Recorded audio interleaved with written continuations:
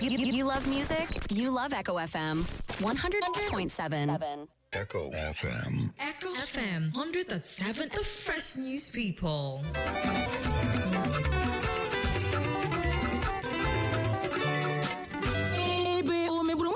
o kwuburu onwe ya kwesịrị na ebe ahụ maka na ọ bụ anya na-ele zamzam ka eji ele okwu na-aga wam. Ị chọrọ ime ihe na-akpọtụ n'obodo anyị abụ Naijiria onye kwuru nke o kwuru na onye mere nke o mere mgba nwanna jiri nnọọ nwayọ sonyere Uchenna Clever Ọnụọha nwa garama ya zụziri nke ọma na nwaada nwoke ọcha Clara onye eze mkpọga n'ihe omume nzukọ ume Igbo na Echo 100.7 ma o jiri ala nkeji 30 gata elekere 7 nke ụtụtụ site n'ụbọchị Mọnde ruo ụbọchị Fraịde ọbụla ka ha nwee ike gwazie gị o siri mee. Ịchọ ịma ihe na-eme n'obodo anyị abụ Naijiria agala na nke ịma sonyere ihe omume abụ nzukọ ume Igbo na Echo 100.7 ka ị nwee ike nụrụ ka kpọrọkpọtọ si gbazia n'ihu enyi. Ngwa jezie gwa ndị ya adịghị.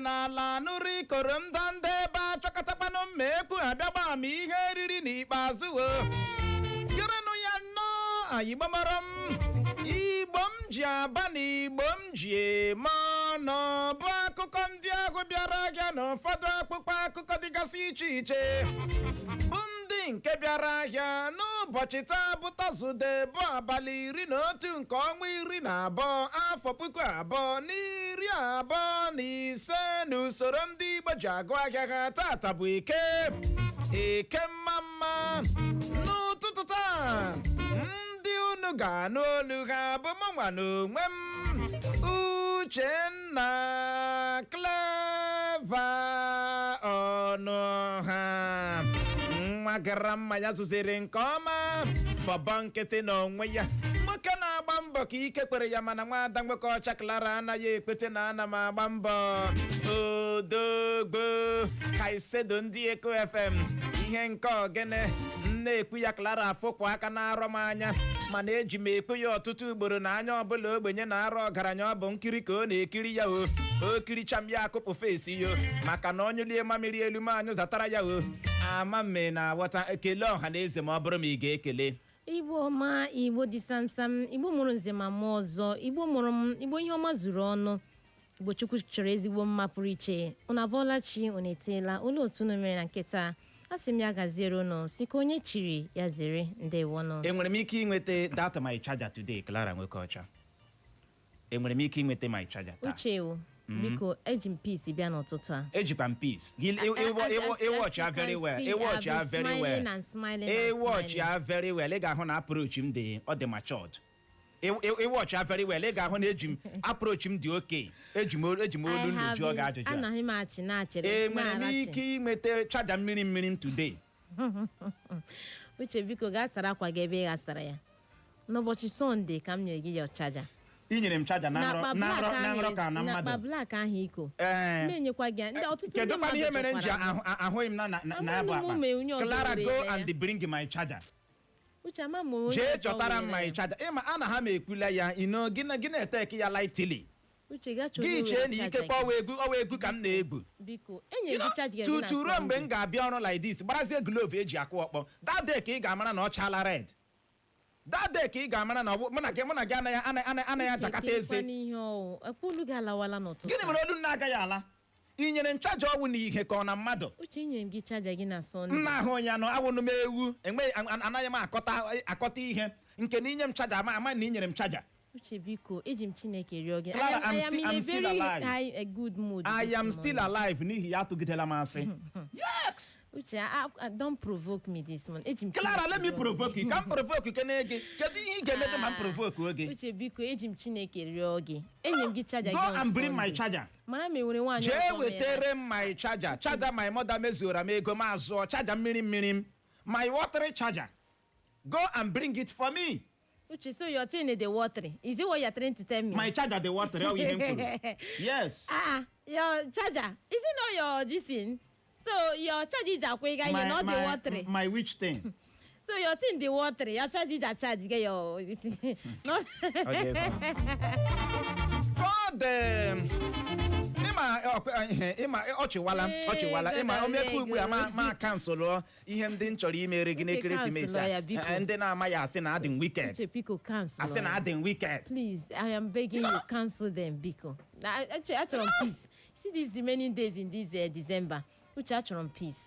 Go and bring my charger. Give me peace. Ya rụkwanụ na ị chọrọ peace. Go and bring my charger. Uche, enyere m gị charger gị. Ma ọ na-abụghị ya no peace for you. Akwa ịhụ n'otu m si wedo olu na-agwa. No peace for you. No, allow me raise my voice. Raise it. Uche, no, allow me raise my voice. I am begging you. Nonsense and ingredients. Biko. So perhaps so Clara nwoke ọcha. So Uche. Ọ dị ego. Ka ọ dị Igbo mọrọ nze ma ọzọ n'ụtụtụ anyị ga-eleba ya anya bụ isiokwu agbadoro okwu n'ize n'igwe ndị ndọrọndọrọ ọchịchị na-eze n'igwe na-esonyere otu pati APC. Ịma nwada nwoke ọcha Clara onye ji ewere chaja mmadụ. Ọ bụrụla nnọọ ihe doro anya n'otu pati APC achọla ịwụ exactly iwe otu pati a ga-akpụ n'ọnụ n'obodo anyị abụọ Nigeria. Ọ dị ka ha dominate chakwala o. Because ọ dị ka ndị a dominate ala. Ike agụla. N'ihi ya isiokwu a ka anyị ga-atụle ya bụ isiokwu ka anyị ga-eleba anya n'ụtụtụ a ize n'igwe ndị ndọrọndọrọ ọchịchị na-eze n'igwe na-esonyere otu pati APC na nso nso a ka gọvanọ steeti Rivers Siminalayi Fubara bịara nnọọ gbahapụ otu pati PDP ọnọbụ na ya just like that gafere n'otu pati APC akpa ya aka n'ọnụ ya ekwuo na otu pati PDP kụrụ afọ n'ala n'ichekwa ya na ịprotect ya APC ga-protect ya n'ihi ya APC nwere what it takes ịprotect ya nwa n'ọzọ dịka ibe ya o ji join kwa ahụ na onye isi ala gbara mbọ n'ọkwa ọchịchị ya ịhụ na ọkwa ọchịchị ya laghachitara ya n'aka o mechara sị anyị nwa anyị tụnyere Tinubu vote akwa ịhụ na yes ka ọ dị ya mere n'ụtụtụ anyị ji wee na-ajụ gị sị kedu ihe mere ndị ndọrọndọrọ ọchịchị ji eze n'igwe esonyere otu pati APC o nwere ihe kpọrọ aha ihe pụrụ iche otu pati APC na-eme ọchịchị ọma ha na-achị mere ndị a ha ga-asị ihe ahụ ihe mere ndị ndọrọndọrọ ọchịchị ndị gọvanọs ndị a ndị local government chairman ndị a ha niile uche o ịma ya nwa nọ na-apụ the whole asi 17 gịnị na achụrụkwa ya even ama ewule asa ama ewule join o mere anyị ji ajụ ajụjụ a kedu ihe ọgwụ dị n'otu pati APC mere ndị a ji agba warawara na-aga na ya bụ pati ya bụrụ na ị nwere ọsịsa biko gbalịa gaa na Facebook anyị zibatara anyị ozi anyị lọ live na Facebook ị garuo Facebook gị search ya maka Eko FM 100.7 ọnụ Facebook page ọhụrụ anyị ebe ahụ ka anyị nọ na-stream live ị ga-akpa na Oduwa na anyị nọkwa ebe ahụ ama jiri ha abụọ mana gbalịa sonyere anyị na nke ọhụrụ ahụ ọ dị oke mkpa ka anyị gbapụ ya ọsọ nyenyeke n'anya na akpụkpọ akụkọ Vanguard gezie ntị sọ ndị ọrụ nchekwa na-esogharị nwa nwoke Tinubu n'azụ ezuola iweta nchekwa n'ihe na-agọtụ na mba Benin Republic ka Shoyinka kwuru bụ akụkọ mbụ anyị hụrụ n'akwụkwọ akụkọ Vanguard na ya bụ otu akwụkwọ akụkọ Vanguard ka anyị hụkwara akụkọ a bụ nke kwuru na Adeleke enwetala mmeri dịka onye ga-eji ọkọlọtọ otu pati Akọdọ pati azọkwa gọvanọ steeti Ọshụn. Unu ejikwala ụjọ arụ ọrụ ụnụ ka ọ ji ụzọ Kanụ gbara ndị nta akụkọ bụ akụkọ ọzọ anyị hụrụ n'akwụkwọ akụkọ Vanguard na ya bụ otu akwụkwọ akụkọ Vanguard ka anyị hụkwara akụkọ a bụ nke kwuru na otu nwoke ọwụ nwunye ya na nwa ya anwụọna n'ihe mberede okporo ụzọ mere na steeti Lagos.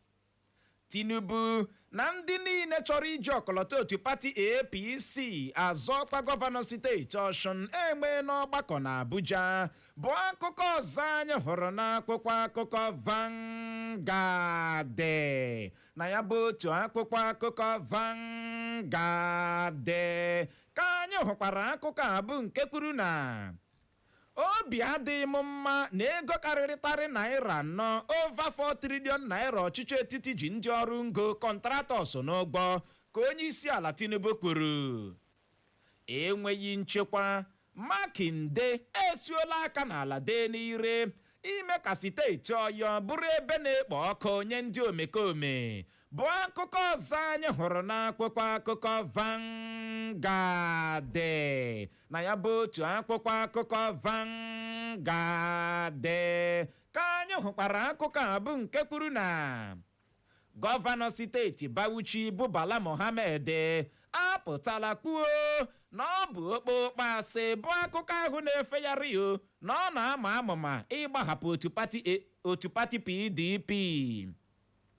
Ahụrụ m otu pati PDP n'anya mana m na-agba ibi na ya bụ pati na-eto afọ ka gọvanọ steeti Ọshụn bụ Ademola Adeleke kwuru. Ọ bụghị ntọrọ ka a tọrọla ngige, ọ nọ n'aka ndị EFCC ka onye enyemaka ngige kwuru. Yes. Ọ nọ n'aka EFCC. Thank you. Ka anyị mara nụnụ, ka anyị mara nke anyị na-ihe. Ịma yesterday ka ya bụ akụkọ bịara na efegharị na ọ dị ka atọrọla ngige n'ahụ ya. Family members onye ukwu na onye nta na-akpọ bịarisi ngige. Akwa ngige. Otu a ya bụ akụkọ wee dawapụtakwa na ndị EFCC agaala aka ka egbe pemụrụ ya na ejichiela ya na ọ nọ n'aka ndị EFCC ka ọ dị ugbu a. Ka ọ dịkwa na onye enyemaka ya edi ya apụtala kọwara ọha na eze na ya bụ ngige ọ nọ n'aka ndị EFCC na ọ bụghị ntọrọ ka a tọrọ ya bụ ngige wee bụrụ ya. Ka ọ dị nwaanyị ọma Ademola Adeleke, gọvanọ steeti Ọshụn bụ Ademola Adeleke apụtala kwuo na ọ hụrụ otu pati PDP n'anya mana ihe na-ewute ya na pati ahụ bụ na ya na-agba ibi ya bụ pati na-eto afọ. Ọ gbakeriela ala ome n'ihe ndị niile o kwesịrị ime iji hụ na udo lọghachiri na ya bụ otu pati PDP mana eji ole nne gị kọkọrọrọ kịtịkịtị kpọkpọ n'owe. Uche ọ tụrụ m n'anya ka ya bụ Ademola Adeleke si pụọ n'otu pati PDP mana ị ga-atachakwa ya maka enwere nga gbọrịgbọrị na-eru gị si nna ka ịchaa aka ịghọtala mana ihe m na-achọkwa ikwu n'otu a gbọrịgbọrị acha ahịọtụga n'otu pati PDP ndị mmadụ ndị ọchịchị ọtụtụ ndị ndọrọndọrọ ọchịchị na-awụpụchi ọ karịrị ike ihe ọtụga n'ala anyị bụ Nigeria. No, if you can, because of ihe mega na PDP ewụpụ ka ịkwanụ maka anyezi ego ọchịchị ala anyị ha fa ọhịọtụwakwa ị ga-ekwe itikwa you go resign. Ọ bụ iji wee gwa gị na ihe ndị ndọrọndọrọ ọchịchị a bụ n'obi agụchaala ọkwa ọchịchị ahụ ha nọ n'ime. I'm telling you. Yes, ọ gụchaala ihe a na-agbakeri ala wọ pati ọbụla ga-enye ha ihe ha chọrọ. Thank you. Ịma ya bụ Adeleke dịka ọ nọ n'ụbọchị Tuesday gara aga sonyere otu pati Akọd pati ekwughị ekwu aka ya bụ pati eme ntuliaka elu praịmarị n'ụbọchị ụnyaahụ bụ Wednesday. Vote dị 150, Adeleke enweta 145. Onye nwetazikwara 5. Asị 5 void maka ịma ọ dị ka apụrụ promise chala ya wa Adeleke say ya come to our party. Anyị emesichara gị ihe niile. Thank you. Onwe onye gị na ya na-azọ ya bụ ihe. Onye ọbụla nwara anwa bilie sị na ọ ga-amaghị aka n'ihu na ya bụ ntuliaka elu anyị emegide ya. ama m na wata otu ya bụ pati ahazichara Adeleke ihe ya dịrị ya fecha fecha. ya dịrị ya fecha fecha. Thank you. Adeleke abakwanụ na ya bụ pati akọde pati nọrọkwanụ n'ụbọchị ụnyaahụ nweta mmeri dịka onye ga-eji ọkọlọtọ otu pati ha azọ ọkwa gọvanọ steeti Ọshụn bụ nke a ga-eme n'abalị 8 nke ọnwa Ọgọst afọ 2026 na-abịa. Uche o. Nwaanyị ọma. Ozugbo Adeleke na-atọrọ ụdọ na otu pati PDP. Pịa APC ha niile pịa onye ọbụla na-abụ ihe abụọ. Abụ tiketi. Mere onye isi ala ji bilechi ha biko bịanụ ọgbakọ ka anyị gaa ọgbakọ na Abuja. Ụta na-aga ọgbakọ ha si biko eji m Chineke rie ụnụ. Let there be peace. Okay. Let there be peace in that election. Ọ bụ ihe Tinubu gwara ha. Ma meekwanụ ka ha ghọta na mmeri ahụ ọ wee must win for APC. No, we must win for APC. Ndị gara akụkọ ụwa na nkenke n'ụtụtụ a eji m n'aka na onwe na ka anyị si mee ka ị nụrụ ya bụ akụkọ na Tinubu na ndị niile nwere mmasị iji ọkọlọtọ otu pati APC azọkwa gọvanọ steeti Ọshụn ya na ndị enwe na gịnị ọgbakọ ya na ha enwe n'ọgbakọ na Abuja. Onye isi oche otu pati APC n'ala anyị bịara ya. Ị na-aghọta? Okay. Hope Uzodimma self was present. Governor state Imo was there. He was there. Yes. Thank you. And one other person. Okay. You know? Onye ode akwụkwọ ala anyị. Ndume. Ndume was there. You know? George Ndume. You know? Akume Ndume. Thank you. Ama me na Akume Ndume. Wee ya. Ndị a niile nọcha na ya bụ gịnị ọgbakọ eji n'aka na onye isi ala Bola Tinubu agwala ha sị nwanna aja ejidata onwe gị onye ga-azụ ihe a. Eziokwu. Onye ga-azụ ihe unu enyekwala ya nsogbu hapụ ya ka ọ gaa. Let peace reign. Let peace reign. Ama m na aghọta wee bụrụ ya ka ọ dị nwaanyị ọma Wole Soyinka onye ama ama n'ide novel ya bụ nwoke apụtalakwu na so naanị ndị ọrụ nchekwa na-esogharị nwa nwoke Tinubu n'azụ na ndị nke ahụ ezuola iweta nchekwa iweta ogbugbo n'ihe na-ahịọtụ na mba Benin Republic. Ndị nchekwa na-eso ya n'azụ ndị ọrụ nchekwa na-eso withdraw ha mba na ahụ mba ime iwu Naijiria nwere ndị emere ya. Yes. As everybody ndị na-eso ndị ihe a private ndị ọgaranya n'azụ withdraw. Iwu Naijiria nwere ndị nwa onye isi ala Tinubu eso naanị ya ọ ga-aga mkpanụ a ga-enwe sekuriti ga-anọ ya n'azụ. Yes, a ga-enwe ndị sekuriti ndị nke ahụ esoghị n'ihe anyị na-ekwu ha ma abụghị ndị ọgaranya. Ịhụnanya Soyinka sị na ihe eso ya n'ahụzụ karịrị akarị. Tinubu a na-ekwu okwu ya inweta ndị na-eso onye isi ala Tinubu n'azụ inweta ụgbọala inweta convoy ga-egba n'aka inweta convoy ga-egba gịnị n'aka nweyọ ị ga-agụkọta ụgbọala ike agụ gị ndị na-achụgharị otu onye kparakparakparakparakpara ọ dị ego o wee bụrụ ya ka ọ dị ka anyị gbapụ ya ọsọ nyonyeke n'anya n'akwụkwọ akụkọ Daily Post gezie ntị enweghị nchekwa mbọ Tinubu na-agba ga-amịta mkpụrụ ka Ndume kwuru bụ akụkọ mbụ anyị hụrụ n'akwụkwọ akụkọ Daily Post na ya bụ otu akwụkwọ akụkọ Daily Post ka anyị hụkwara akụkọ a bụ nke kwuru na ndị EFCC anwụchiela aka chịburu steeti Anambra bụ Chris Ngige na Abuja. Enweghị nchekwa anyị anaghị agwa ndị Naijiria eziokwu ka Chris Ngige ka onye Sultan nke Sokoto gwara ndị okpukperechi aga m aga n'ihu na-agba egwu m ji agba onweghị ka nke ahụ ga-esi emetụta ọrụ m dịka gọvanọ ka Adeleke kwuru bụ akụkọ ọzọ anyị hụrụ n'akwụkwọ akụkọ Daily Post na ya bụ otu akwụkwọ akụkọ Daily Post ka anyị hụkwara akụkọ a bụ nke kwuru na ntuliaka elu gọvanọ steeti Ekiti otu pati PDP ga-enweta mmeri na ya bụ ntuliaka elu gọvanọ a ga-eme na steeti Ọshụn.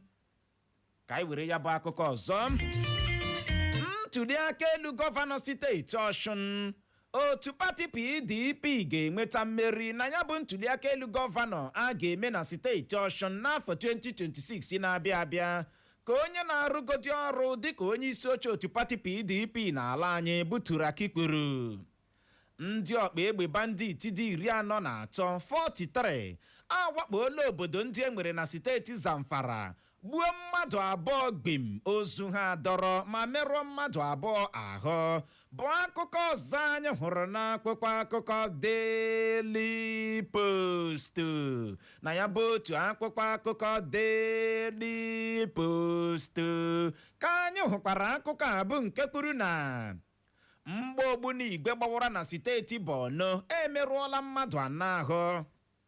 Ịnụkwa ejirila aka kụgbuo otu nwaanyị ọ bụ dị afọ 50 50 years na steeti Jigawa n'ihi ebubo na ọ bụ amụsụ. Tinubu na ndị niile nwere mmasị ịzọ ọkwa gọvanọ steeti Ọshụn enwe n'ọgbakọ na Abuja ebe Tinubu gwara ha n'iwu ka ọ bụ na pati APC ga-enweta mmeri na ya bụ ntụliaka elu. Nsogbu. Ọ gwara ha so we must. Ihụrụ APC. Ya bụrụ na ọ na-amaghị maranụ ya na ọ we must. Na unu ga-capture Ọshụn. What do you mean na Adeleke ga-awụ gọvanọ steeti Ọshụn? We want to conquer Ọshụn. Anyị akọnkala Rivers. Anyị akọnkala Edo. Anyị akọnkala Imo. Anyị akọnkala Enugu. Anyị akọnkala ọtụtụ ebe dịgasị iche iche. What is Ọshụn that you people cannot conquer? Abeg wait. Ihe a ka Tinubu nọ na-agwanụ ha. I'm just trying to demonstrate what Tinubu told them. Please. Adi Tinubu. Give me water. Nye me mmiri. Ama me na water. Yeah, I understand. So, ya na-agba ndị asị ya wụrụ na ọ na-amaghị ihe a wụ Champions League final. Deliver your polling unit. Deliver na always must. Ihe a ka Tinubu na-agwa ndị aspirants. Ndị nwere mmasị iji ọkọlọtọ otu pati APC azọkwa gọvanọ steeti Ọshụn. Tinubu si hụrụ Ọshụn a na-enye m nsogbu. Too much. Capture that state. Capture it. Capture that state. You need to take it. Ka ọ fọzie Anambra na Abia. Thank you. You know? Anambra na Abia. Yes. Adịkwa ka Abia ga-aratụkwa ahụ akwe ma. Mana ọ bụ n'ihe Tinubu ga-agbanụ ha. Ọ ga-asị ka ọ fọzie Anambra na Abia. Ụnụ amara na anyị ewegharala Rivers. 6 already anyị ewegara the 6 states. Anyị ewegharala ndị nke ahụ. Yes, 6 states in South South anyị ewegarala. So n'ihi ya capture Ọshụn. Go and they capture Ọshụn. So o wee bụrụ ya. Meeting ahụ ọ hịọtụrụ ahịọtụ. Ọ dara gbirigbirigbirigbiri. Uche fo ha ji isi onye isi oche otu pati APC bịa na that meeting. Uche ga-amasị ihe a ọ wee a very big move. You know, ihe meeting ụmụaka. Ihe meeting ụmụaka. Ọ meeting ụmụaka eji m n'aka na anọrọla ebe ahụ mee ka amara ji nke gaje n'obi na nke gaje n'ọba. Amara na onye ga-eji ọkọlọtọ otu pati ahụ azụ ya bụ ọkwa. Onye isi ala apịala ha aka. Yes, for Tinubu ịsọmọnụ ha ọ pịala ha gịnị aka. Mana onye ga-emenwu ihe dị na ya. Ka ọ dị nwaanyị ọma n'ụbọchị ụnyaahụ ka akụkọ bịara nnọọ selie na ogbunigwe agbọwala na steeti Borno merụọ mmadụ 4 ahụ n'ebe o buru ibu. Merụọ mmadụ 4 ahụ. Otu aka ahụ ka anyị nụkwara akụkọ na ndị ọkpa egbe bandit dị 43 43 awakpola obodo ndị nwere na steeti Zamfara gbuo mmadụ 2 gbim ozu ha ayasara. Ozu ha ayasara otu a ma merụọ ọtụtụ ndị mmadụ ahụ na ya bụ steeti Zamfara. A na-ekwu nke emere ọzọ na-eme. A na-ekwu nke emere ọzọ na-eme. Dịka onye isi ala Bola Tinubu nọkwa na-ebunye ndị nke ya uche. Turaki bụ onye ahọpụtara ọhụrụ dịka onye isi oche otu pati PDP. Abịakwa nnọọ kwuo na PDP ga-enweta mmeri na ya bụ ntụliaka elu gọvanọ steeti Ọshụn agaji ime n'afọ 2026. Ihe a ka Turaki kwuru. Ọwụnụ ma ha zuo na-ezuo n'osi okelekwa onye maka na akwa makwa bịa nwa ọgbaghara den ata Adeleke bịara pụọ. Yes. Abịasị onye ka ngwa na o nwere one person akpọrọ ade gịnị. You know? Chetawa ya gịnị eme gịnị. No be start am. Remember am. Ma ihe m ji na-ekwu ọ bụrụ na ihe ajikọtala aka ọnụ silekwa onye ha ga-akpọpụta otu pati PDP ọ ya ka m na-ekwu. Isiokwu wee bụrụ Turaki pụta na-agwa anyị na PDP ga-enweta mmeri na ya bụ ntụliaka elu. Ka onye Wike okwuole. Oh, thank you. Wike ọpụtala gwa gị na PDP ga-enweta mmeri. Onye ọ na-ewepụta nke onye kasị okele onye m na-ewepụta mmịwata ihe m kwuru ibe m na-drive. Wike apụtabeghị gwa gị nke ya nwa. Wike ga-apụta na gwa gị. Oh, kandideti nke ya nọkwa ino. Kandideti nke ya na. Amamina wata. Ka ọ dị nwaanyị ọma gọvanọ steeti Ọshụn onye a chọrọ ịgbawa aka ugbu a nara ya steeti Ọshụn nara ya steeti Ọshụn ya bụ nwa amadi apụtala kwuo na ọ ga-aga n'ihu na-agba egwu o ji agba ịma eji akpọ ya dancing gọvanọ yes o sikwanụ na very happy agbụrụ Davido pụta so egwu ahụ nọ ha n'ọbara yes you understand it's in beauty thank you so ya nwa apụta maka ndị mmadụ bara na-agba ya sị egwu ị na-agba ime na agadi you no go stop am mba stop gịnị ka a na-akọ I will not stop it. I will not stop praising God. I will not stop dancing. You know, metụtaghị ọchịchị m na-achị. Exactly. Dịka gọvanọ. N'ihi ya, I will not quit. Instead, I will increase the volume. I will increase the ka a na-ekwuli aka a na-akara ya eme aka ya otu. Uche kwa n'otu egwu ahụ ka ihe otu egwu ọ nọ na-agụ na-agba ka nwunye onye isi ala ji si ya focus yes if you don't focus I will off the mic allegedly I don't know I won't allegedly eziokwu eziokwu yes okay thank you Ojo ụzọ Kano side be bold thank you okay that we should be bold I was thinking that it was allegedly something no okay you confirm ya Ojo ụzọ Kano akachiburu steeti Abia ọ sị na anyị nwawo ndị nta akụkọ we should be bold anyị atụla ụjọ nwunye onye isi ala Tinubu Remi Tinubu thank you be bold Adeleke ya kwụsị igigwe egwu na na onye ọ gwara ya kwuo ihe ọ chọrọ ikwu thank you no guje egwu ahụ off the mic ya off the mic thank you o mere eme thank you n'Ọshụn in his own state wee bụrụ ya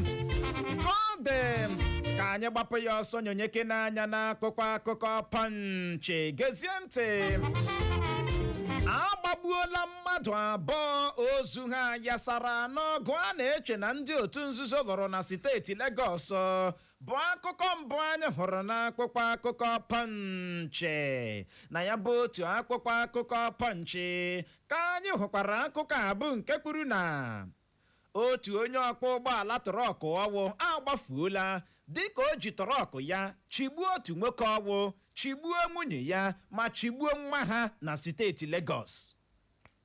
Ndị obu egbe agbagbuola mmadụ abụọ na steeti Zamfara ozu ha yasara bụ akụkọ ọzọ anyị hụrụ n'akwụkwọ akụkọ Punch na ya bụ otu akwụkwọ akụkọ Punch ka anyị hụkwara akụkọ abụ nke kwuru na enweghị nchekwa kpachara n'anya na enyemaka mba Amerịka chọrọ inyere ụnụ ka otu onye ọkachamara ọgwụ gbara ọchịchị etiti Trump kala kwuru okwu onye niile buruli ya pịa ọ chọkwara ime ka oke kemgbe ahụ nọ na n'oli ọzọ ịnọ na n'oli ọzọ ịma kemgbe Trump kwuchara ya bụ okwu obodo edere jinjim kemgbe ahụ nọ na n'oli ọzọ obodo edere jinjim obodo edere jinjim obodo edere jimjim ababe na-aghọta obodo edere gịnị jimjim ihe a na-akpọ Trump dike kpara ụkpara egwu ejide ndị iro ya aghọta wee bụrụ ya only talk wey he talk since that time nwaada nwoke ọcha klara ya bụ okwu ahụ anyị ji ekwu na onweghị ihe dịka ndụ ị hụrụ dịka ị na-apụ n'ụtụtụ ịgachi ihe niile ị na-aga lọta kelee Chineke ọ dịghị mfe ọ dịghị mfe ọ bụrụ ihe a na-eji ikike aka eme no ị gaghị adị ndụ amami na-aghọta leenụ ka ụgbọala ukwu trọkụ si lee nwoke chigbuo lee nwunye ya chigbuo lee nwa ya chigbuo ozu ha adọrọ na steeti Lagos na Disemba family close ka o mere ka ọ dị ka anyị gbapụ ya ọsọ nyonyeke n'anya n'akwụkwọ akụkọ The Statesman gezie ntị ime ka steeti Imo na-emugba ka ọnwa agbụchala ihe na-echu ndị ọrụ anyị ụra ka onye general manager Ewemaki kwuru bụ akụkọ mbụ anyị hụrụ n'akwụkwọ akụkọ The Statesman na ya bụ otu akwụkwọ akụkọ The Statesman ka anyị hụkwara akụkọ abụ nke kwuru na ebubo ịtapị ego dị ijeri naira 2.4 2.4 bilion naira ọchịchị etiti akpọpụla onye bụbu onye minista na-agụ maka njem ụgbọelu n'ala anyị bụ Stella Odua n'ụlọ ikpe ị ga-agbarịrị mbọ hụ na ya bụ iwu nyere ka ewezugacha ya bụ ndị uwe ojii ji esogharị ndị ọgaranya n'azụ nwere isi ka Tinubu gbara onye inspektọ jeneral ndị uwe ojii ala anyị o wee bụrụ ya ọ dị nwaanyị ọma eji m n'aka na ịnụ na ya onye general manager ndị Ewemaki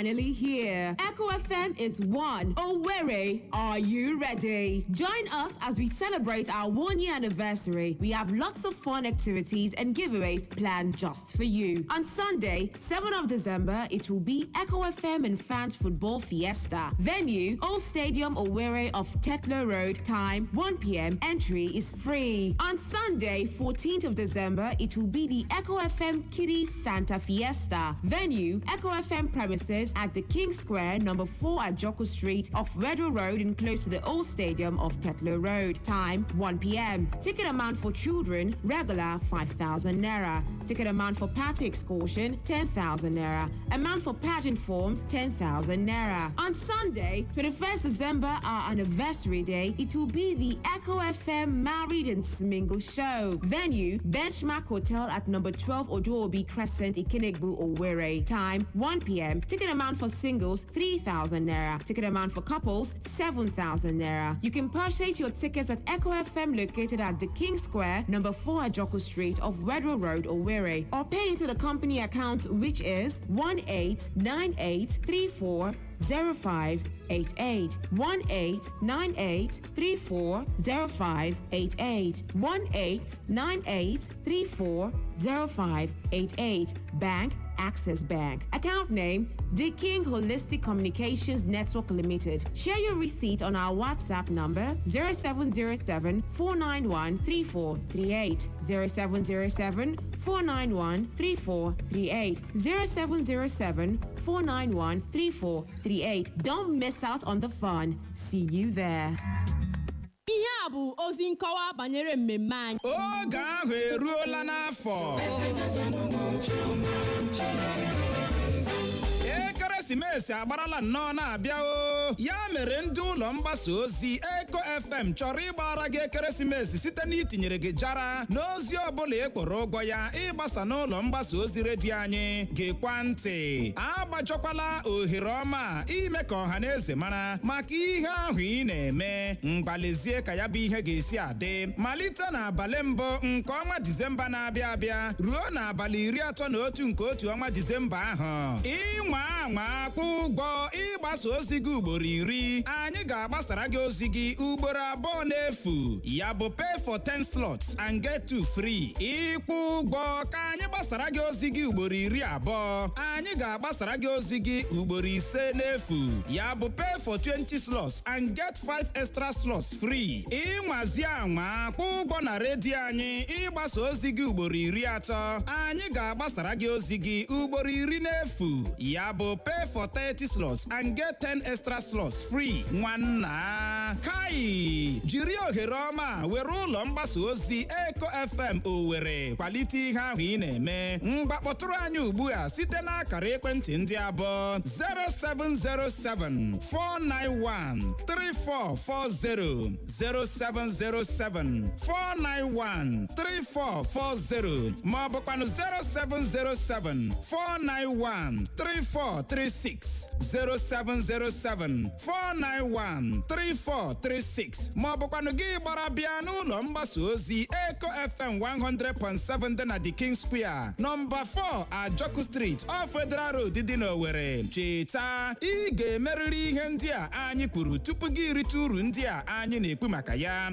Eko FM anyị nwa bụ ndị na-eweta akụkọ mgbe ahụ o mere.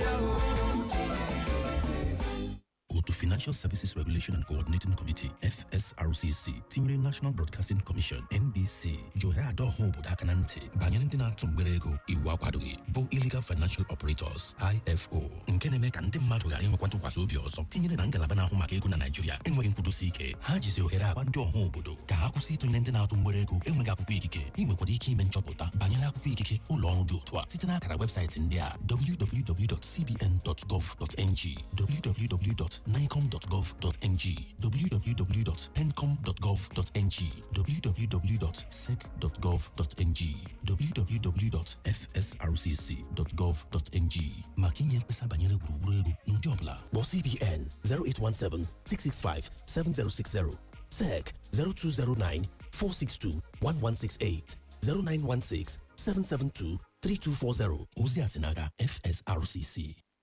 This is an infomercial. Do you love baking or dream of starting your own cake business? Welcome to Be Joy Cakes and Events Academy, where we turn your passion into a profitable skill. At Be Joy Cakes and Events, we offer hands-on training in cake baking and decorating, pastries and small chops, event treats, and business tips. Our students don't just learn, they create magic. And guess what? We're offering a 3-day free Xmas practical baking class. Yes, totally free. This class is perfect for beginners and anyone who wants to experience what our academy is all about. In just 3 days, you'll learn the basics of cake baking, simple pastries, and decorating tips, all in a fun, practical environment. The venue is at Be Joy Cakes and Events Academy, Area M, Zone C, Holy Trinity Road by Comfort Orphanage. Date, 9th December 2025. Time, 10 a.m. Limited seats available. Register now. Don't miss this opportunity. For more information, please call or WhatsApp us with the numbers 0706 324 0837 or 0706 324 0801. Again, 0706 324 0837 or 0706 324 0801. Join Be Joy Cakes and Events, where we bake dreams into reality.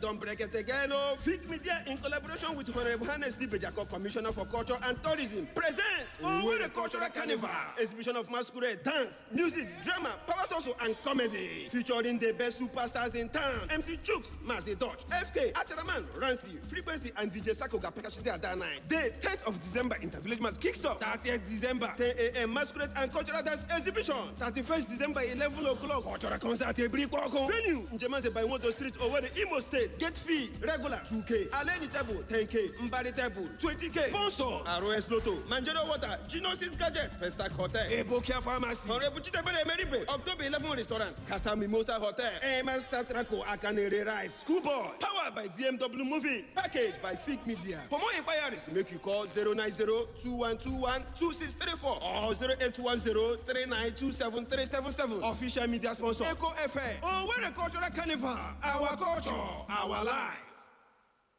Echo FM.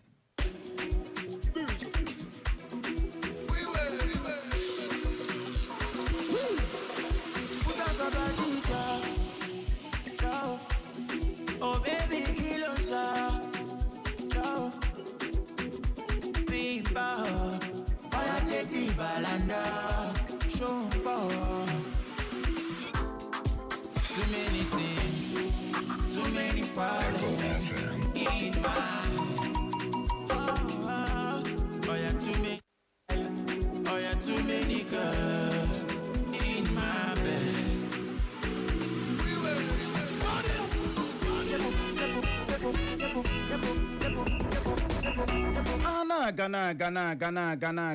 na-agakwa ma a na-agarubeghị ebe a na-aga ije ka bụkwa ọgịga ka ọ dị Igbo mụrụ nze ma ọzọ biko kere n'ọkwa dị oke mkpa. Nke a bụ iji mee ka ọha na eze mara na ụlọ ọrụ Victor Redeemers Ventures ji eme ihe ndị a bụ nke gụnyere ịgba gburugburu ụlọ gị mmiri mmụọ chemicals bụ nke nwa bekee kpọrọ fumigation iji gbochie agbọ, akpị na ụmụ anụmanụ ọjọọ dịgasị iche iche, ite ụlọ gị agba bụ painting of house, ịgbọ ọwa mmiri bụ gọta, ime ụlọ gị tiles na ịsụchasị ebe ị chọrọ ịrụ ụlọ ọhụrụ. Ha nọkwa into real estate and properties. Ị ga-enweta ha na nọmba 35 Erekpere Nwa Street. Maka ajụjụ na ụdị ọbụla kpọọ ha n'akara ekwentị abụọ 0803 273 9443 were ya ọzọ 0803 273 9443. Ndewo maka ige ntị.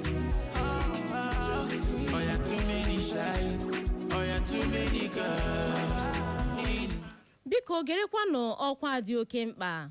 Overcomers Christian Mission Church Umuoyima branch dị na Emmanuel College Layout Owerri chọrọ nnọọ iji ohere a mee ka ị mara maka ihe omume ha nke a kpọrọ 7 Days Altar vs Altar bụ nke ga-ehi ode n'ogige ụlọ ụka ahụ bụ Overcomers Christian Mission Church Umuoyima branch dị n'azụ ụlọ ụka Deeper Life Church dị na Emmanuel College Layout nke Wedra Junction. A ga-amalite ya bụ ihe omume na Mọnde abalị 15 nke ọnwa Disemba wee ruo Satọde bụ abalị 20 nke ọnwa Disemba anyị nọ n'ime ya ma ọ kụrụala elekere 5 nke mgbede wee ruo elekere 7 nke mgbede ụbọchị ndị a.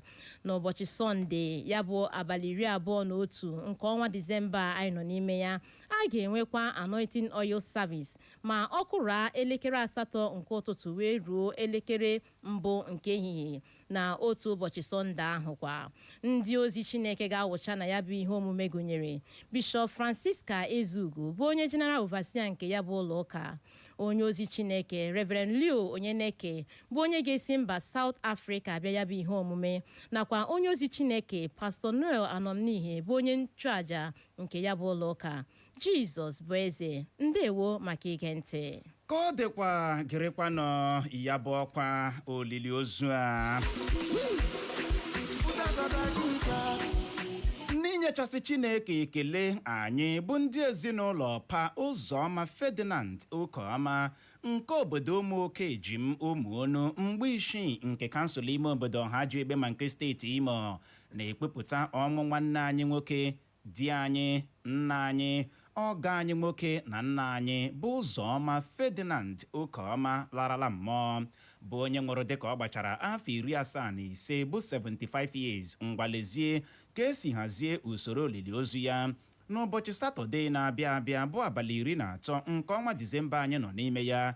O jiri nkeji 30 gata elekere 8 nke ụtụtụ ozu ya ga-ahapụ ụlọ ọba nchekwa ozu Akachukwu Mọchụarị dị n'obodo Ụmụapọ gawazie n'ụlọ ya dị n'Ụmụoke Ejim Ụmụonu Mgbe-Isii nke kansụl ime obodo Ọhajiegbe ma nke steeti Imo.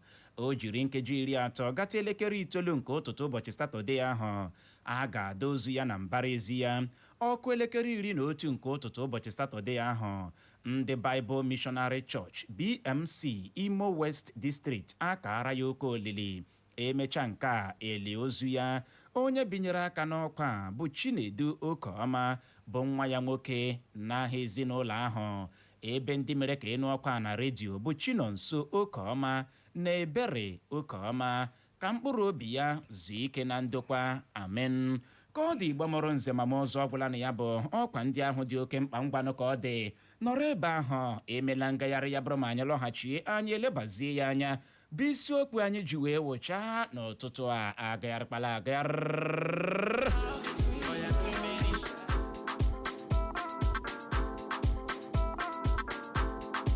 Echo FM. Echo FM 100.7, the fresh news people.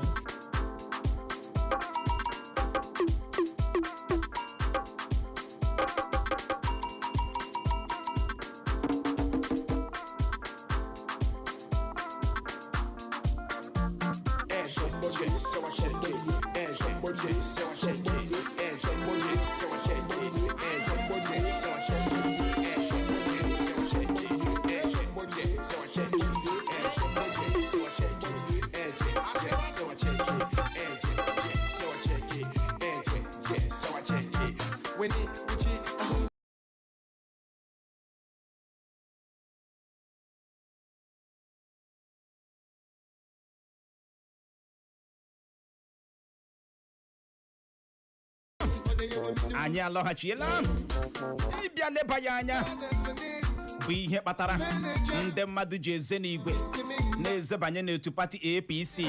Gịnị ka ha hụrụ ebe ahụ? Ọ bụ ezi ọchịchị na-akpọga gị ebe ahụ? Kedu dị ihe ọwụ dị n'otu pati APC na-akpọje ndị a n'otu pati APC? Ọ bụla dị n'abalị taa, Clara Nwokeọcha gwara m agwa n'oge emechara sonyere otu pati APC. Ọwụ ihe ị gwara m. You told me. That dream was not clear. Emma anaghị m keep secret, Uche, but you told me. was not clear. Uche, abịara mba. Ịbịara lee nwoke aha ya wụ ọnụ ọha. Public matter, lee nwoke aha ya wụ ọnụ ọha na-akọrọ ya your secret. Ifuole. Enwe dekwanụ m anya. Enwe mgbe awụ APC ka m kpọrọ gị. Uche, in the hear well. PDAPC. Ndịkwanụ nke mgbe. Enọtara maka PDAPC. Oh, God of heavens. Which I tell you another thing. You come they talk another thing. Now wetin I hear? I know say form ndị ihe aka fọrọ. Masị gị na aga m eji ya apụta. Gị gasị m APC form ha fọrọ. Imego leja ewe form. Kedu na party ahụ ị chọrọ isonye? Hapụ aga m agwazi gị. He ma show na. Kedu ihe mere ndị ndọrọndọrọ ọchịchị ji eze n'igwe na-esonyere otu pati APC? Imere ọsịsa.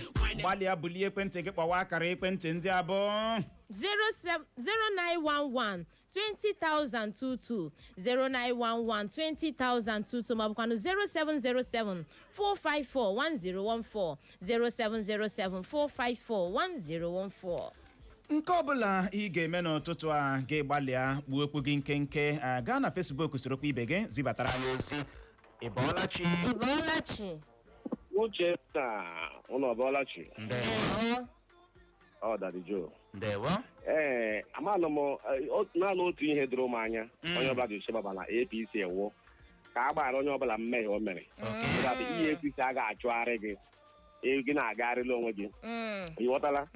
Onye mere Clara ji chebaba APC so aka anyị ike gbaghara ya mmehie. Ịghọtala? Maka ihe m na-ekwuwo Naijiria ọ dị mma iwu okwu pati sọsọ ka ọ dị mma. Ya gaziere gị Daddy Joe ịhụnanị ya. Ị chere na ịba n'otu pati APC mụnwa afọ gị ivu oge. I will not. Ịbọọlachi. Akọọla m Ọgụche na Clara. Ya gazie. Ọ chịbụ ụzọ nwafọ Mbaise.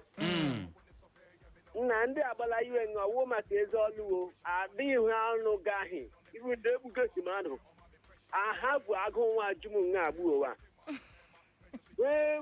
Wepụ agbala iwe ahụ there are things to be forgiven. That's all. And those things will not be forgiven because anyị nwere ka echere ụwa onye ekwucha ọgwụ agụụ egbudele m. Ya gaziere gị nọ. Ịbọọlachi. Uchenna nwa God. Ụtụtụ ọma. Clara. Ịbọọlachi. Hello, Timon. Hello, you. Uchenna ekpere gị jabụ ihe December. Chief mmadụ ka na enyo hawa. Ụmụaka ba na-agba. Uchenna. Ihe awụla kala na esokwala ya ba APC. Because ọ dịka ọgwụrụ ihe ọjọọ chọrọ ibe ya na-eme gị ya bụ APC. Ọgwụrụ ihe ọjọọ kala na APC. Esokwala ya ba nọrọ nke ebe m na-eje. Ekene ebe kwantiho Naijiria ga-aba n'ofe APC. Na-adị m ihe ụgbọ ga-aga ka ụgbọ ga-alaghachi azụ. After all, the PDP would be first party able to win. I need an outer, I want to have many PDP. I was a way to go. Yes, you were on your man, we can I don't know what to do about that. I'm going to go to I'm still back and I'm going to say that. But I will umbrella with them. So I don't I get you. What do you want to know? Now we live in a good year. I'm not going to put and I put up to. Ako na pora po. Ya drega na marikana de nyangwa. Ya drega na.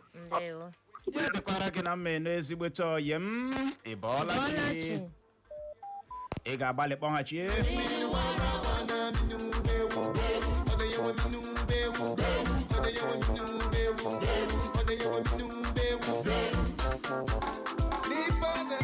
Kode na Facebook anyị n'ozi nke asị n'aka nwaanyị nji tụmọmiyo Dr. Mrs. Mmole bara isi Owerri zibata ozi gị esi hụrụ anya ukwu na anya ọfọ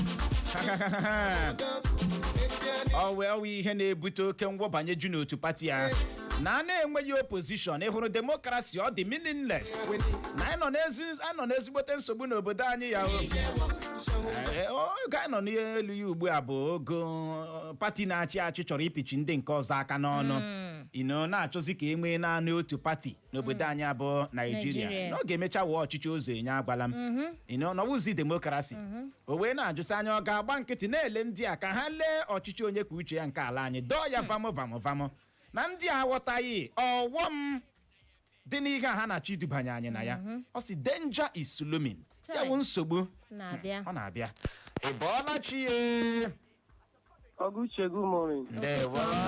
Lara nwaanyị mara mma. Ndewo. Nagidewe ihe ọbụla Uche na-ekwu. Ọ na-anagide kedu dị ihe mere ya ọnụ nwa na-asọpọtụ Clara na-anaghị ebu ụzọ chọpụta nsogbu. Hapụga Uche ya kwuwe. Thank you. Lee ihe m chọrọ igwu n'ụwa. Ịhụ na ihe ndị anụnwa ndị a na-eme. Ha achọghị ihe ịma ndị mmadụ a na-egbuchi o. E kidnapụrụ my brother on Monday ọ gara ọrụ. Chirekene o, e kidnapụrụ your own mother. My brother. Your brother? Yes, junior brother. Enokwa. N'Imo nga o. Ebe kwanu ọ wụ dị na foto ka e kidnapụrụ ya, but aside na anyị nwere security. Aside na anyị nwere security. Ya ga-awụ the grace of God. Anyị gbabara n'ime Chineke. That night anyị kpegide onye ọbụla bee kpọkuo Chukwu. Kpọọ Chineke kpọọ. Amahụ na nwatakịrị kwa nna ha alụ yara ha. Na ha ga-eweta yara ụmụ skuul obu. That na ha ga-akwụ each person 20 million. Na ọ bụrụ na ị ga-eweta 20 million, just forget about your life. Nwatakịrị sọ ihe ka ọ ga-ahụ. Ndị ole jidekwara na ihe a. Ụmụ alamajiri. Ụmụ alamajiri na-enweghị ihe na-asabeghị ahụ na-amaghị go na kom. Ebuchaghị egbe. Nwatakịrị si na ihe ka ọ ga-ahụ. Amahụ na ekpere anyị kpe ga-atọchiala ha. Ọ Chukwu jọsụrụ dupu ha pụwa. Immediately ha pụwara nwatakịrị si ụmụaji skuul ekwenụ. Ya nwa ha eti o tipụkwala isi ugbu a. Nwanne m si ya agbawa ya akụlie. Ọ gbagide hụ ebe ụzọ ọkụ. A na-eji tọọchị na-apị n'ime ọhịa ebe ahụ ya gbara gawa ebe ahụ. Ya na-agba ya na-ekuli ya daa ya akụlie. Gbara ndị ahụ tiwezie who is that? Ya sị I'm innocent yo. I escaped from kidnappers. I'm innocent. Ya dara anya jiburu ya ga-ada n'ụkwụ ha kpum. Ya sị ya na ọgịnị ngwa ya ka mụọ down ya jide onwe ya. Ya sị ya na ya bikotu na nke ka ya njọ ọwụ nwunye ya na ya kpọtụgodiri ya nwunye ya. Ndị security as they don't make call in the night. And moreover na ha nọ n'ime bush. So n'ihe na-akụ ugbu a wuto 4 na ya chere ya jụọ ha elekwa n'ebe m nọ ihe a na ama m ebe m nọ. Ya sị ebe a kpọrọ gị bịa ihe awụ ngọ ọkpala. Are you hearing it now? So ndị ahụ nọrọzie jidezie ebe ahụ. Chi bụọ ha kpọrọ ya pụtazie bịa mekie kọọ n'ụzọ. Nwunye ya pike already nwunye ya agawala station ka ọ gaga main train. So mgbe ọ nụziri the call ya drọpụzie moto pụtazie si ha gawa. Na-asị ya ka ebe ọ nọ ya sị ya na ọwụ ihe ọ ga-akọ n'ọnụ ụmụ skuul nọ nga ahụ na-ebe akwa uche ọchị ha enwe eke chọrọ iso ya gbapụ ọsọ. Ụmụachi nọrọ na-eberewa akwa nga sị na ha ejikwe 20 million. So ọwụzido sekuriti na-agwazi ha sị na ime ọhịa ha na-epegharị every night na gị nweta ozu ndị mmadụ gatachiri n'ime ọhịa acharacha pati ha. Jesus. Ihe awụ ihe na-eme n'Imo steeti. Ihe m kwekwuga ihe awụ biko ka unu nwee ike shiruo gọọmenti na police people. Ihe ha na-amakwa ihe ha na-eche. Ha bakwa ime ọhịa. Ha gakwa ga-ahụ ihe ozu ndị mmadụ otu esi agasachi ha n'ọhịa. Ekidnapụ ndị mmadụ. Ị ga-eji ego ị ga-enye ndị Fulani. Ha were gị gbuo charashia pati gị. Hụ na ya. So biko. Pati ndị a na-ekwugharị ụka ya. Winchi man si na ọwụ ya wụ president otu o si na-ewinchi ha na-akpọkpuju ha na pati. Ya gazie no ị gaghị akpọ onye isi ala wich ọ bụrụ na steshọn anyị ọ mana ka ọ dị ya bụ akụkọ ịkọrọ ọ na-awa akpata oyi n'ahụ ịma o nwere mgbe anyị bịa na-ekwu ya na nwere ndị organ harvesters na steeti Imo ndị uwe ojii mgbe ụfọdụ ikpughe ha asị gị ọwụchaghị eziokwu mana ha ejiri anya ha hụrụ ọkwa na nso nso a ka ha nọ lee otu ụlọ ọba nchekwa ozi ọgbọ ya na otu ụlọ oriri na nkwari ọgbọ kpọchie ya dịka ha bịara na sọspekti na a na-achara akụkụ ahụ mmadụ ịba ọkwa onye nke akpọbatara ugbo ejiri ọnụ ya kọọ ya uche now ka ịhụ n'ụmụ school na ndị what is their fate now leenụ ha lee 20 million lee na ụmụ akwụkwọ na-azụbeghị textbook lee 20 million ma iwetaghị ego acha pas ụnyaahụ ọ dị ego na Facebook anyị n'ozi nke asị n'aka Nwachukwu Elias Junior onye ọgbaakọ ọsị Tinubu chọrọ ime ihe ọbụla iji wee banye ọzọ nga ahụ ọsị ha jisie ike wee bụrụ ya gazere gị nọ Nwachukwu Elias anyị ahụ na nke gị ekeji ụba na-echere m ọsị you guys are shining always much love from here ya gaziere gị nọ o wee bụrụ ya ka ọ dị anya ahụ na nke gị Ndụka Ego Ọdịnakachi Leonard ọsọ ụtụtụ ọma Uncle Uche na Aunty Clara na o ji n'aka na anyị na-eme nke ọma n'ụtụtụ a anyị na-eme nke ọma Chineke na-agba ndụ anyị mmiri ịbọọla chi ụtụtụ ọma dị na nwunye kachasị dị na nwunye ndị ọzọ ma na steeti Imo Injinia Frank Uju ebelebe ya gazie ele otu mere anyị dị mma wee si mama aka Douglas na-akpọ Uche ya ewutele gị nọ anyị ahụ n'ozi gị n'ụtụtụ a Uche Chika ọ sị na maka na achọrọ iri gị elekshọn ọ ihe mere ha ji abanye na pati ahụ anyị ahụ na nke gị Chinechere m isi ọgbaakụ ọ sị nothing much ọ maka na ịba na ya bụ pati a ele mmehie gị gbaghara ya ọ gịnị ị ga-akpọghachi ịbọọla chi Odogwu ya gazie the naval officer. Ndewo, gbapụ ya ọsọ ịnọ. Ekelele gị. Clara, ekelele m. Biko were chaja Uche nye. Thank you so much. Thank you so much. For national peace. For national peace, abeg.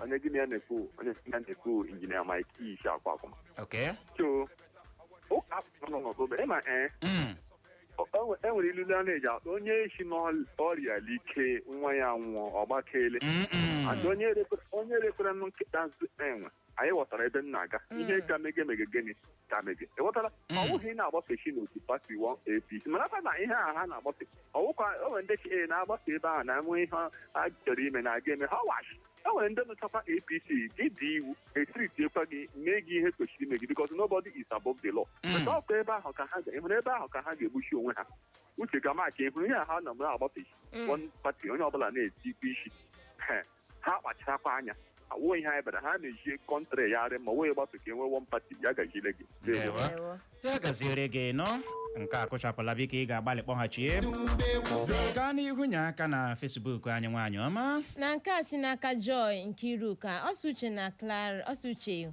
ọ sị hụrụ kọntrị a ọ bịara gọbịa na-agụrụ gị na your country be this so you no get another one na your country be this ọ sị this country na ọ na ha emuvula na-aga to gịnị one party system ọ sị Chineke nyere anyị aka n'aha ya kwanụ Joy nwunye Dangote si Mbaise 5 okay anyị ahụ n'ozi gị ezigbote oyi m Sapi isi ụmụọdụ amapụ okuku ọsọ Uchenna na Clara na ịdị great na ijisi ike ya gaziere gị nọ Sapi ya bụ chere obi gị adala ụda n'ụtụtụ a ịbọọla chi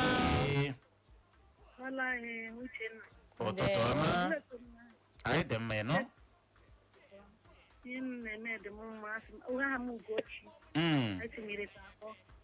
Yenu na-eme dị m okwu na-ekwu dị m mma ama m ihe m ga-ekwu maka Naịjirịa ihe ọbụla ha werele m otu ahụ betu ya gaziere unu ya gaziere unu Chineke gozie unu nọ ndewo ya gaziere gị nọ nwaanyị ọma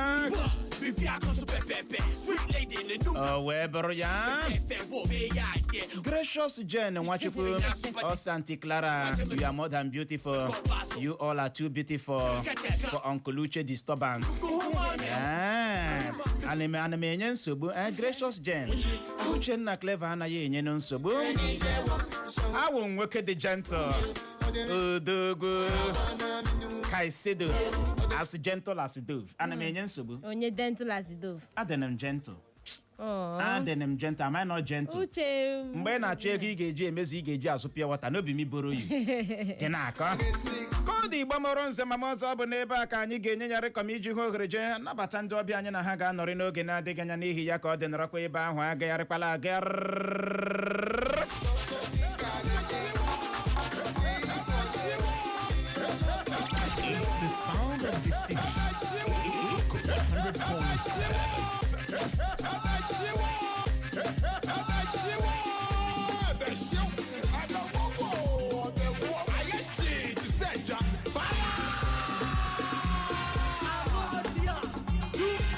That's right.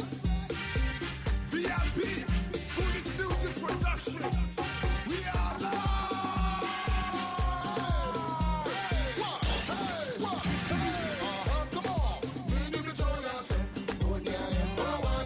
Amamina wata. Egwu anyị ji wee kporie mgbe ahụ. Ihe nke ogene.